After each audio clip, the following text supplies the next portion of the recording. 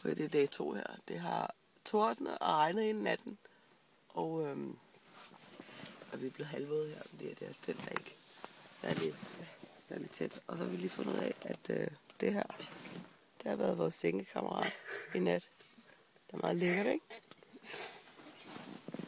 Nu hopper den ind under Stines madras. Hej, lille frø. Hey. Jeg rører den. Ej. Den er sådan lidt bange, tror jeg. Men den er ikke giftig. Ej, Ja, den skal ikke hoppe op i min seng. Den er ikke giftig. Ej, jeg tror ikke, der er giftige frøer i Sverige. Nej. Det er Stine, der tror, der er giftige frøer i Sverige. Hvordan har du sovet, skat? Hvordan har du sovet, Stine? Af helvede til. Det tordnede og regnede.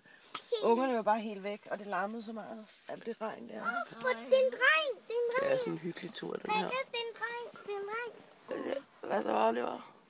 Har du sovet godt, skat? Nej. Du har også sovet dårligt. Har du hørt torden og regn i nat? Hvad med dig, Emma? Har du sovet godt, skat? Ja, det har jeg faktisk. Har du jaget frøen ud? Nej! Åha. Nu holder du sådan, så den ikke hopper ned. Ej, tag den, Emma. Ej, du hopper. Den er pisse bange, den frø der. Ej, det er synd, Emma, skat. Den er simpelthen ud med den. Den er så bange. Nej, jeg tror nok, jeg kan... Jeg tror, jeg kan få den til at blive lidt rolig. Juni, kan du lige stikke hovedet op der? Juni, Ret.